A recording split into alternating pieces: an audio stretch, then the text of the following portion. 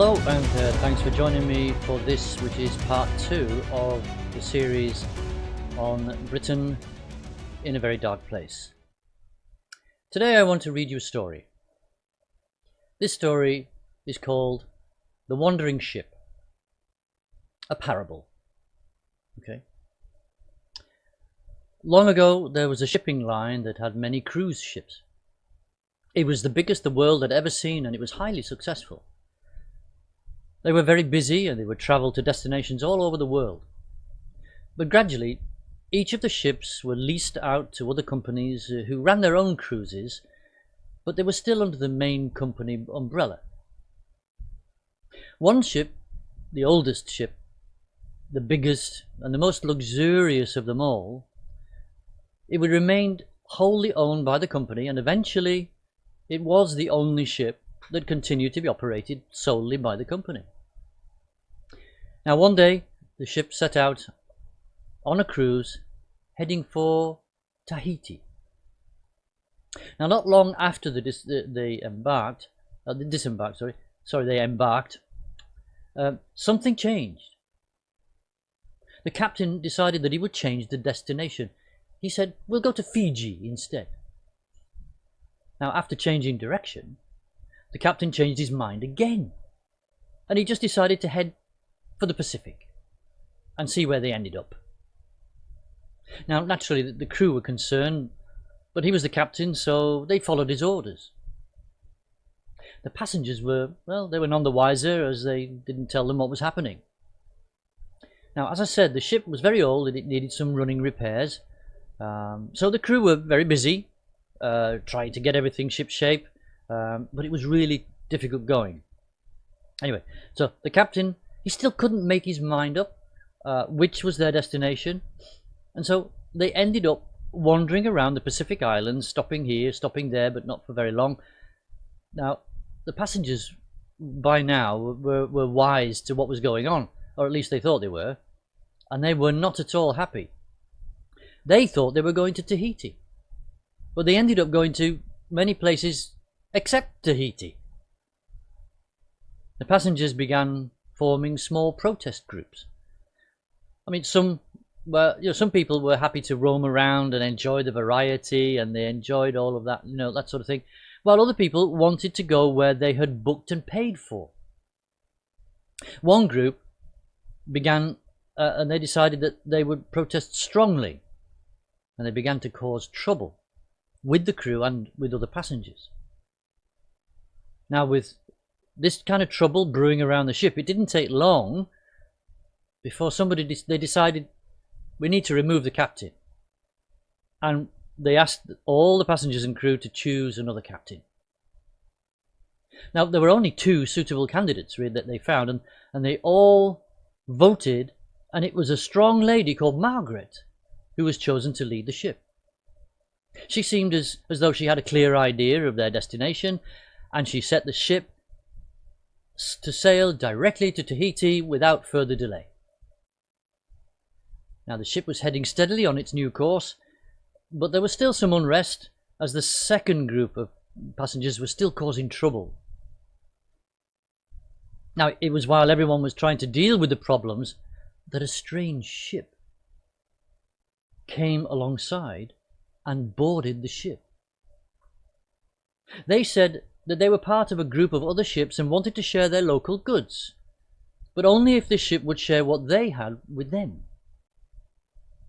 Well, the crew agreed, and it seemed like a good deal, and well, they might get access to new things. The captain went along with it. The passengers were not consulted, but they had no choice but to go along with it. Now the only problem with all of this was that the ship was now not headed for Tahiti again.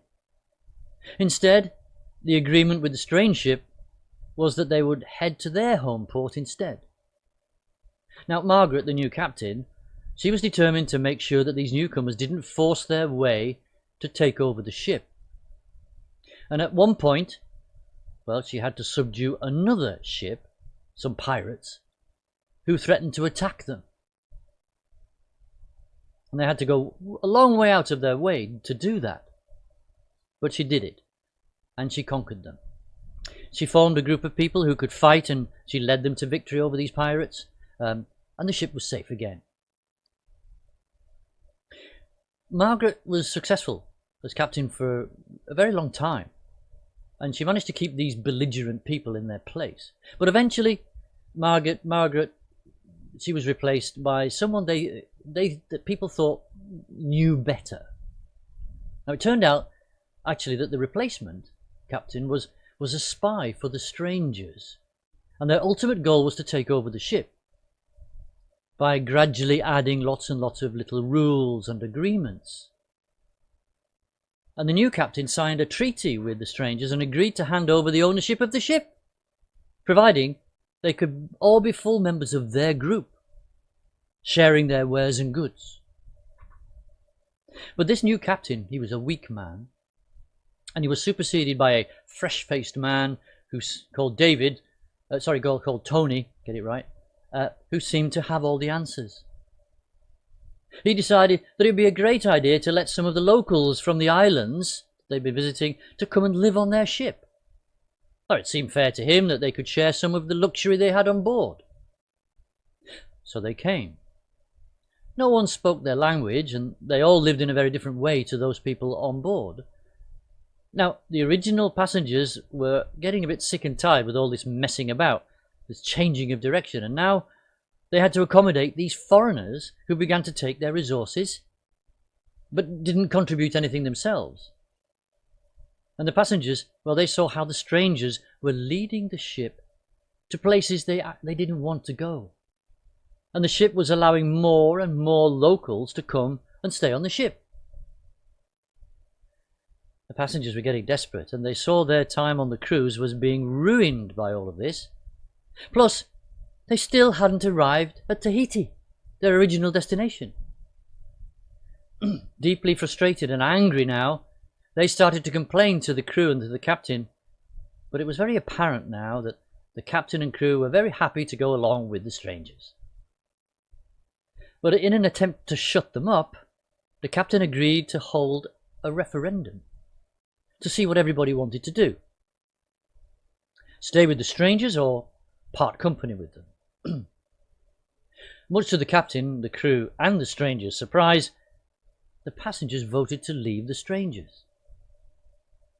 So surprised were they that the strength of feeling that, well, they agreed to leave. But they kind of dragged their feet a lot. I mean, they even tried to persuade the people to do another vote, saying that the first one wasn't really right. Well, it didn't happen, and the passengers thought that at last they could finally head for Tahiti and their vacation. Alas, it was not to be. The captain and crew viewed the passengers as a blessed nuisance and did many things to try and shut them up. They tried to ignore them. They called them names and labels and said they were bad people. Some of them they even locked up in the brig because they were speaking out about some of the bad things that the locals were doing on the ship, I should say.